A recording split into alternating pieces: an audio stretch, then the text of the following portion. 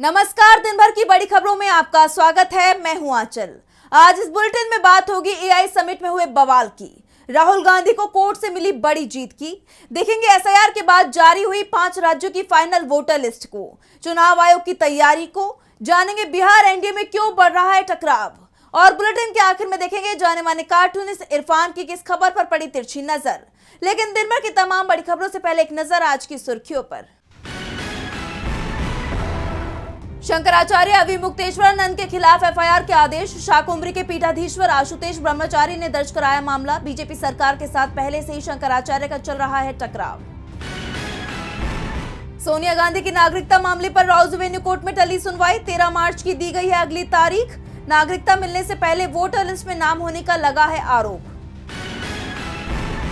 पश्चिम बंगाल के पूर्व डीजीपी राजीव कुमार ने केंद्रीय मंत्री सुकांत मजूमदार को भेजा कानूनी नोटिस, सोशल मीडिया पर दिए गए अपमानजनक बयान को वापस लेने की मांग, माफी न मांगने पर दी कानूनी कार्रवाई की चेतावनी। अजीत पवार विमान हादसे पर बोले रोहित पवार, हादसे के समय धमाकों जैसी आवाजें सुनाई देने का किया दावा, सिविल एविएशन मंत्री का मांगा इस्तीफा।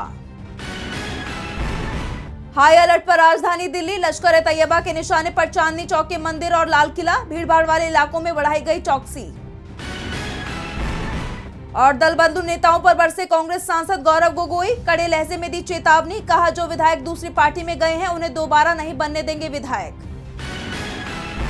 ये तो थी सुर्खियां, अब बात आज की सबसे बड़ी खबर की। दिल्ली में चल रहे एआई समिट में यूथ कांग्रेस के कार्यकर्ताओं ने प्रदर्शन किया था, जिसके बाद से ही देश की सियासत में उबाल आ गया है। बीजेपी जहां इन प्रदर्शनों को देश विरोधी बता रही है, तो कांग्रेस ने प्रदर्शनकारी युवाओं का समर्थन किया है। सवाल किया है कि युवाओं का हर विरोध प्रदर्शन बीजेपी को देश विरोधी क्यों लगता है। शांतिपूर्ण प्रदर्शन करने का अधिकार संविधान ने दिया है, और अब इसे लेकर दोनों ही दलों के बीच टकराव तेज हो गया है। इंदौर में तो यह हिंसक हो गया है, तो क्या है पूरा मामला, देखिए इस रिपोर्ट में। दिल्ली में चल रहे एआई समिट में यूथ कांग्रेस के कार्यकर्ताओं के प्रदर्शन की गूंज पूरे देश में सुनी जा रही है। भारत मंडपम में इंडियन यूथ कांग्रेस के कार्यकर्ताओं ने भारत और अमेरिका ट्रेड डील के खिलाफ प्रदर्शन किया था।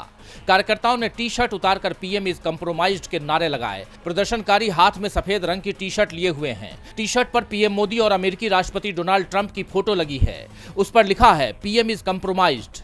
कांग्रेस कार्यकर्ताओं के इस प्रदर्शन से बीजेपी बौखलाई हुई है। इस शांतिपूर्ण प्रदर्शन को वो देश विरोधी बोल रही है। यूथ कांग्रेस के प्रदर्शन के खिलाफ बीजेपी ने देश भर में विरोध प्रदर्शन किया। कांग्रेस कार्यालय का घेराव किया गया, जिसके चलते कई जगह टकराव दिखाई दिया। कांग्रेस और बीजेपी के कार्यकर्ता आमने सामने आ गए। मध्य प्रदेश के इंदौर में तो ये टकराव हिंसक हो गया। बीजेपी कार्यकर्ता यहां कांग्रेस का दफ्तर घेरने पहुंचे थे। कांग्रेस का दावा है कि बीजेपी के लोग उनका दफ्तर घेरने के लिए ईंट पत्थर लेकर आए थे। कांग्रेस के कार्यकर्ताओं ने भी इसका जवाब दिया। दोनों ही तरफ से पत्थरों के साथ पानी की बोतलें, संतरे और टमाटर भी एक दूसरे पर फेंके गए, जिसके चलते कई लोग घायल हुए। इस बीच कांग्रेस प्रदर्शनकारी युवाओं के साथ खड़ी है। पार्टी प्रवक्ता पवन खेड़ा ने कहा कि यूथ कांग्रेस के कार्यकर्ताओं का प्रदर्शन शांतिपूर्ण था। प्रदर्शन का विरोध करने वालों को जवाब देते हुए कांग्रेस नेता ने कहा कि विरोध वहीं होता है जहां लोगों को दिखता है। कांग्रेस ने इस प्रदर्शन का वीडियो पोस्ट करते हुए कहा, विरोध अपराध नहीं है और सवाल पूछने वाला देश विरोधी नहीं है। दूसरे पोस्ट में पार्टी ने कहा, अगर देश के हितों से समझौता होगा, हिंदुस्तान के युवा खामोश नहीं बैठेंगे। इस बीच समिट में प्रदर्शन करने वाले जिन 4 कांग्रेसी कार्यकर्ताओं को दिल्ली पुलिस ने गिरफ्तार किया, उन्हें कोर्ट में पेश किया गया। दिल्ली पुलिस ने दावा किया कि इस प्रदर्शन के पीछे बड़ी साजिश थी। पुलिस ने 5 दिन की रिमांड मांगी, जिसे कोर्ट ने मंजूर कर लिया, और चारों आरोपियों को 5 दिन की पुलिस रिमांड पर भेज दिया गया। एआई समिट पर बवाल मचा हुआ है। पीएम मोदी घिरते जा रहे हैं, तो राहुल गांधी को राहत मिलती दिखाई दे रही है। 12 साल पहले राहुल गांधी ने महात्मा गांधी की जान जाने के लिए आरएसएस को जिम्मेदार ठहराया था। इसको लेकर उन पर मानहानि का मुकदमा चल रहा है। अब इस मामले में राहुल गांधी भिवंडी कोर्ट में पेश हुए। इस दौरान राहुल को कोर्ट से बड़ी राहत मिली है। तो क्या कुछ हुआ कोर्ट में, जानेंगे इस रिपोर्ट में। कांग्रेस सांसद और लोकसभा में विपक्ष के नेता राहुल गांधी महाराष्ट्र के भिवंडी कोर्ट में पेश हुए। ये पेशी 2014 के एक पुराने मानहानि मामले में हुई। इस दौरान कांग्रेस के प्रदेश अध्यक्ष हर्षवर्धन सपकाल राहुल गांधी के नए जमानतदार बने। दरअसल इससे पहले पूर्व केंद्रीय मंत्री शिवराज पाटिल राहुल गांधी के जमानतदार थे, लेकिन उनके निधन के बाद कानूनी औपचारिकता पूरी करने के लिए राहुल गांधी को नए जमानतदार की जरूरत थी। मुख्य न्यायिक मजिस्ट्रेट की अदालत में हर्षवर्धन सपकाल ने ये जिम्मेदारी उठाई, जिसके बाद कोर्ट ने राहुल गांधी की नई जमानत स्वीकार कर ली। आइए एक बार समझ लेते हैं कि ये मामला क्या है। दरअसल ये विवाद 12 साल पुराना है। 2014 के लोकसभा चुनाव के प्रचार के दौरान राहुल गांधी ने भिवंडी में एक चुनावी रैली को संबोधित किया था। उन्होंने कथित तौर पर कहा था कि महात्मा गांधी की जान लेने के पीछे आरएसएस के लोगों का हाथ था। इस बयान के खिलाफ आरएसएस के एक स्थानीय पदाधिकारी राजेश कुंटे ने मानहानि का केस दर्ज करवाया था। तब से यह मामला अदालत में विचाराधीन है। आज की सुनवाई में कोई क्रॉस एग्जामिनेशन नहीं हुई, बल्कि सिर्फ जमानत से जुड़ी औपचारिकता ही पूरी की गई। अदालत में पेश होने के लिए राहुल गांधी सुबह दिल्ली से एयर इंडिया की फ्लाइट लेकर मुंबई पहुंचे और वहां से सड़क मार्ग से भिवंडी कोर्ट पहुंचे। कोर्ट परिसर के बाहर बीजेपी कार्यकर्ताओं ने उन्हें काले झंडे दिखाकर विरोध प्रदर्शन किया, लेकिन पुलिस ने तुरंत हस्तक्षेप कर स्थिति को संभाल लिया। ठाणे पुलिस ने सुरक्षा के कड़े इंतजाम किए थे। कोर्ट के 100 मीटर के दायरे की दुकानें सुरक्षा वजहों से बंद रखी गई थी। इस दौरान एनसीपी शरद पवार गुट के सांसद सुरेश महात्रे उर्फ बाल मामा ने भी राहुल गांधी से मुलाकात की और मामले के इतने लंबे समय तक खिंचने पर निराशा जाहिर की। पेशी के बाद राहुल गांधी वापस मुंबई हवाई अड्डे के लिए रवाना हो गए। जाते समय उन्होंने हाथ हिलाकर अपने समर्थकों और जनता का अभिवादन किया। गौर करने वाली बात है कि एक दिन पहले ही राहुल गांधी सुल्तानपुर के एमपी एमएलए कोर्ट में भी पेश हुए थे, जहां उन पर अमित शाह से जुड़ा मानहानि का मुकदमा चल रहा है। ये विवाद करीब 8 साल पुराना है। 2018 में कर्नाटक चुनाव के दौरान एक प्रेस कॉन्फ्रेंस में राहुल गांधी ने अमित शाह को लेकर कथित तौर पर आपत्तिजनक बयान दिया था। इस मामले में राहुल गांधी ने कहा था कि जो पार्टी ईमानदारी का दावा करती है, उसके अध्यक्ष पर जान लेने के आरोप लगे हैं। इस बयान से आहत होकर बीजेपी के नेता विजय मिश्रा ने 4 अगस्त 2018 को राहुल गांधी के खिलाफ मानहानि का केस दर्ज करवाया था। कोर्ट ने सुनवाई के लिए 9 मार्च की अगली तारीख तय की है। राहुल गांधी ने सुल्तानपुर की अदालत में इस मामले को साजिश बताया। जैसा आप जानते ही हैं कि राहुल गांधी पर बीजेपी और आरएसएस की तरफ से कई मुकदमे दर्ज करवाए गए हैं और कांग्रेस इन्हें पूरी तरह राजनीतिक दुर्भावना से प्रेरित बताती रही है। लेकिन राहुल गांधी को लगातार इन मामलों में मिल रही राहत कहीं न कहीं बीजेपी के मंसूबों को नाकाम कर रही है। राहुल गांधी को कोर्ट से मिली जीत की चर्चा हो रही है, तो चर्चा में एसआईआर भी बना हुआ है। देश में जारी एसआईआर प्रक्रिया के तहत चुनाव आयोग ने 5 राज्यों की अंतिम वोटर लिस्ट जारी कर दी है। इनमें केरल, राजस्थान, छत्तीसगढ़, गोवा और अंडमान निकोबार शामिल है। केरल की लिस्ट की सबसे ज्यादा चर्चा हो रही है क्योंकि इस साल केरल में चुनाव होना है। तो क्या है पूरी खबर, जानने के लिए देखिए रिपोर्ट। चुनाव आयोग ने एसआईआर के तहत 5 राज्यों की अंतिम वोटर लिस्ट जारी कर दी है। ये राज्य हैं केरल, राजस्थान, छत्तीसगढ़, गोवा और अंडमान निकोबार। सबसे पहले केरल की बात करें तो इस साल केरल में चुनाव होना है, जिसको लेकर यहाँ की फाइनल वोटर लिस्ट की बात काफी अहम हो जाती है, क्योंकि इसी वोटर लिस्ट के दम पर चुनाव होंगे। केरल की अंतिम मतदाता सूची में कुल 2 करोड़ 69 लाख मतदाता शामिल हैं। इनमें 1 करोड़ 38 लाख महिला मतदाता हैं, जो 1 करोड़ 31 लाख पुरुष मतदाताओं से अधिक हैं। सूची में 277 ट्रांसजेंडर और 4 लाख से ज्यादा युवा मतदाता भी दर्ज किए गए हैं। कड़े सत्यापन के कारण डुप्लीकेट, मृत और विदेश शिफ्ट हो चुके मतदाताओं के नाम हटाए जाने से पिछली सूची के मुकाबले करीब 9 लाख नाम कम हुए हैं। चुनाव आयोग के आंकड़ों के मुताबिक राजस्थान में मतदाताओं की कुल संख्या अब 5 करोड़ 15 लाख हो गई है, जिसमें 2 करोड़ 69 लाख पुरुष और 2 करोड़ 45 लाख महिलाएं हैं। सबसे सकारात्मक पहलू यह है कि राज्य का जेंडर रेशियो यानी लिंग अनुपात 909 से सुधरकर 911 हो गया है, जिसमें जयपुर और कोटा जैसे जिलों में बेहतरीन सुधार दर्ज किया गया है। 18 से 19 वर्ष आयु वर्ग के 4,35,000 से अधिक नए युवा मतदाता सूची में जुड़े हैं। वहीं छत्तीसगढ़ में कुल 1 करोड़ 87 लाख मतदाता पंजीकृत किए गए हैं। बूथ लेवल ऑफिसर्स यानी बीएलओ द्वारा किए गए डोर टू डोर वेरिफिकेशन के बाद राज्य में ड्राफ्ट सूची की तुलना में अंतिम सूची में 2,34,000 मतदाताओं की वृद्धि दर्ज की गई है। वहीं अंडमान निकोबार और गोवा में इन दोनों ही क्षेत्रों में दावों और आपत्तियों की समय सीमा समाप्त होने के बाद 21 फरवरी को फाइनल वोटर लिस्ट पब्लिश कर दी गई है। गोवा में लगभग 11,79,000 तो वहीं अंडमान निकोबार में 3,15,000 मतदाता हैं।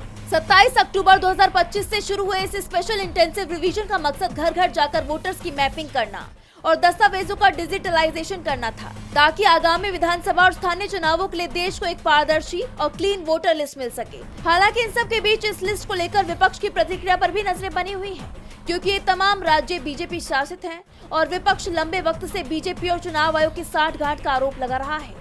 अब इस प्रक्रिया में आगे क्या होता है ये देखना होगा, क्योंकि अगर इस लिस्ट में कोई गड़बड़ी सामने आई तो फिर विपक्ष अपना हमला तेज कर देगा, ये तय माना जा रहा है। केरल की लिस्ट इस वक्त सुर्खियों में है। केरल समेत 5 राज्यों में जल्द ही चुनाव होने हैं। सियासी दल तो अपनी पूरी ताकत लगा ही रहे हैं, वहीं चुनाव आयोग भी तैयारियों में जुट गया है। चुनाव आयोग के अधिकारियों का केरल से बंगाल तक का दौरा तय हो गया है। ऐसे में उम्मीद है कि जल्द ही तारीखों का ऐलान कर दिया जाएगा। तो कब कौन से राज्य में जाएगी चुनाव आयोग की टीम, जानेंगे इस रिपोर्ट में। 5 राज्यों में चुनाव के लिए इलेक्शन कमीशन ने अपनी तैयारियां तेज कर दी हैं। केरल, तमिलनाडु, पुदुचेरी, पश्चिम बंगाल और असम में विधानसभा के चुनाव होने हैं। पश्चिम बंगाल को छोड़कर बाकी के 4 राज्यों की फाइनल वोटर लिस्ट भी आ चुकी है और अब चुनाव आयोग की टीम इन राज्यों का दौरा भी शुरू कर चुकी है। असम का दौरा करने के बाद बचे हुए 4 राज्यों के दौरे का पूरा प्लान सामने आ गया है। चुनाव आयोग की टीम 22 और 23 फरवरी को केरल में रहेगी। इसके बाद 24 को चुनाव आयोग की टीम राज्य चुनाव आयोग सम्मेलन के लिए दिल्ली वापस लौटेगी और फिर अगले ही दिन यानी 25 फरवरी को आयोग पुदुचेरी और तमिलनाडु के लिए रवाना हो जाएगा। 25 फरवरी को आयोग पुदुचेरी में रहेगा। इसके बाद 26 और 27 फरवरी तमिलनाडु चुनाव की तैयारियों का जायजा लेगा। 1 और 2 मार्च को चुनाव आयोग की टीम पश्चिम बंगाल के लिए रवाना हो जाएगी।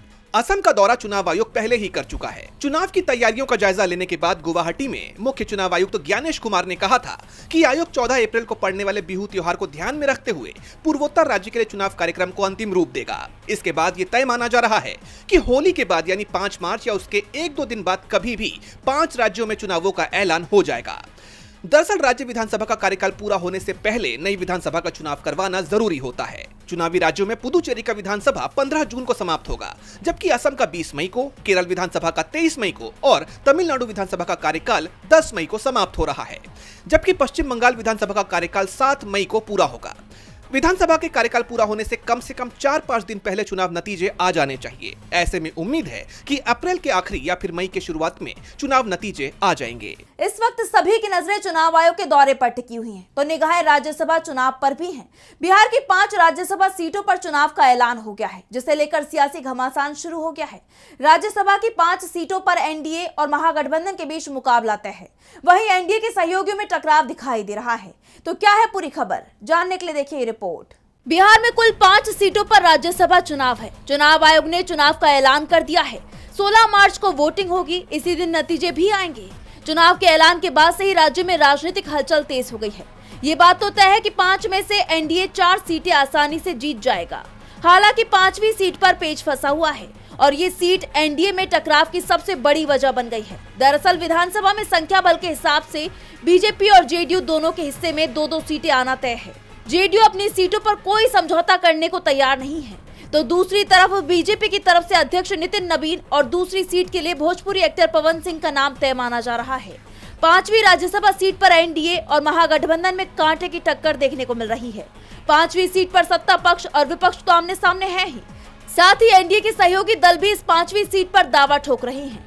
चिराग पासवान ने तो खुलकर दावेदारी जता दी है, कहा है कि एक सीट पर हमारा दावा है। चिराग ने ये भी कह दिया है कि इस सीट पर वो अपनी मां को राज्यसभा नहीं भेजेंगे, बल्कि पार्टी का वरिष्ठ नेता राज्यसभा जाएगा। दूसरी तरफ हम प्रमुख जीतन राम मांझी ने लोकसभा चुनाव के समय किए गए वादे का हवाला देते हुए राज्यसभा सीट पर दावेदारी ठोक दी है, जबकि जो 5 सीटें राज्यसभा में खाली हो रही हैं, उसमें से एक सीट राष्ट्रीय लोक मोर्चा प्रमुख उपेंद्र कुशवाहा की सीट है।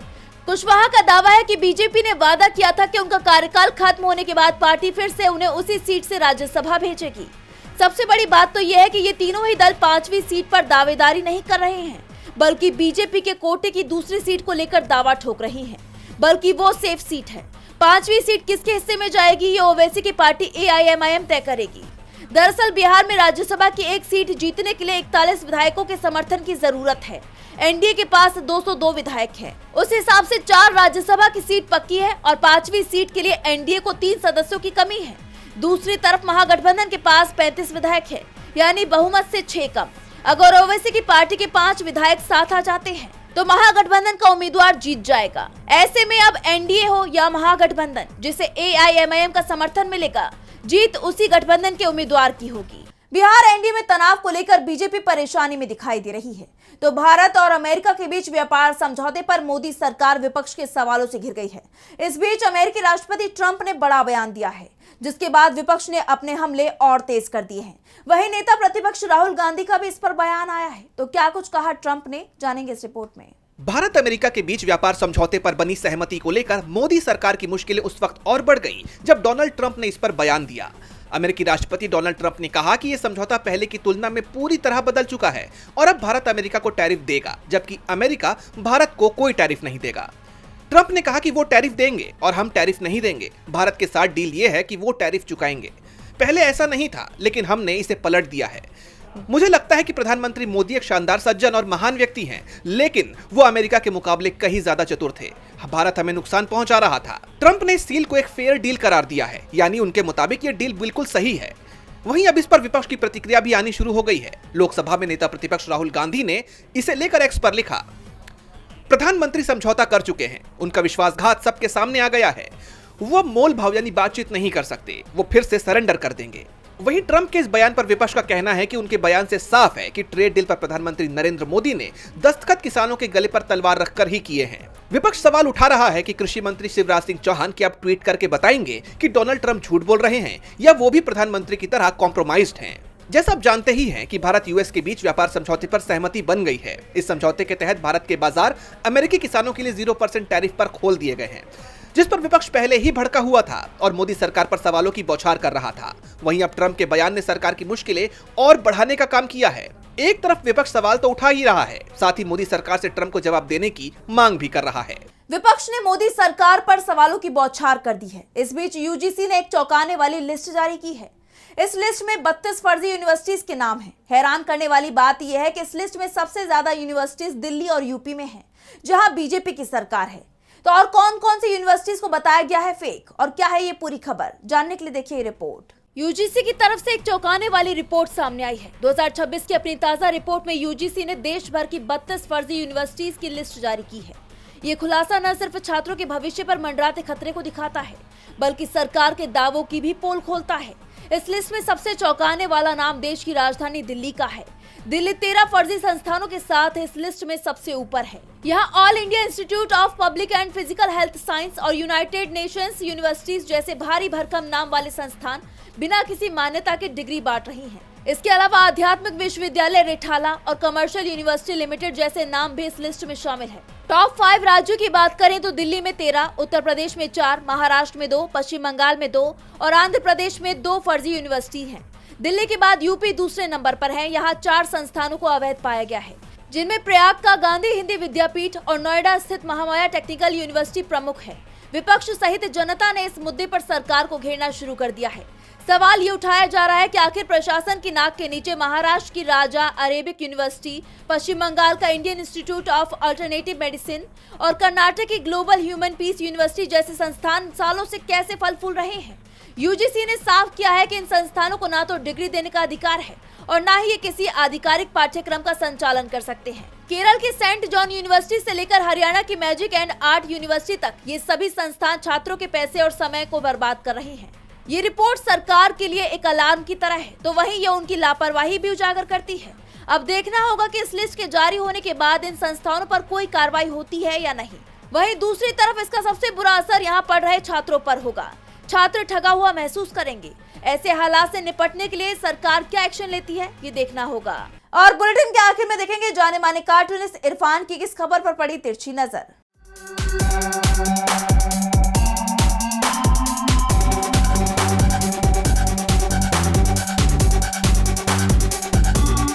अमेरिका के सुप्रीम कोर्ट ने वहां की ट्रंप सरकार के टैरिफ के मामलों का जो विरोध किया है और उस पर अपना फैसला दिया है, वो एक दुनिया की एक बहुत बड़ी खबर बन गई। क्योंकि किसी इतनी ताकतवर सरकार के खिलाफ में अगर कोई फैसला दे सकता है तो वहाँ की न्यायपालिका ही दे सकती है। न्यायपालिका किसी भी देश में इतनी ताकतवर होती है कि वही एक ऐसी ताकत होती है कि जो डूबते हुए ही बड़े बड़े देशों को बचा लेती है, बशर्ते वो निष्पक्ष न्यायपालिका।